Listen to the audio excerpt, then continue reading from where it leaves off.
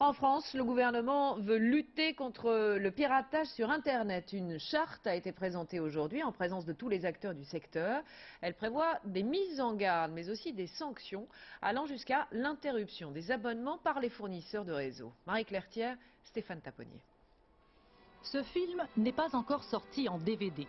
Pourtant, Max l'a téléchargé en toute illégalité et le possède maintenant chez lui par un simple clic.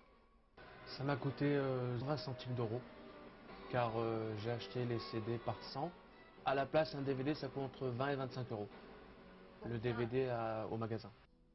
Max en a comme ça des centaines. Un vrai cinéma gratuit à domicile. Et même chose pour la musique. Sur un seul CD, pour moins d'1 euro, il peut avoir jusqu'à 50 albums.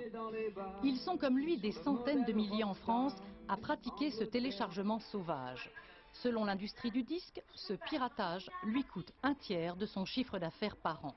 C'est pour lutter contre ce phénomène que ce matin, les ministres de l'économie, de l'industrie et de la culture se sont mis d'accord avec les professionnels sur un projet de charte. 3 mesures, message d'avertissement sur les écrans, fin des abonnements pour ceux qui persistent, promouvoir l'offre légale de musique en ligne. J'espère que ça va être efficace. On a pu voir aux États-Unis qu'après les premières actions, effectivement, la piraterie avait sérieusement baissé. Et sachez que depuis ces actions-là, le marché du disque physique est reparti, pendant qu'en même temps, les offres payantes sont en train d'exploser aux États-Unis. Pour le repérage des pirates, le système repose sur les fournisseurs d'accès. Aujourd'hui, il y a encore très peu de procès. L'important, je pense, c'est qu'il y ait une prise de conscience générale de tous sur le caractère illicite de la piraterie. Qu'en pensent Max et les internautes?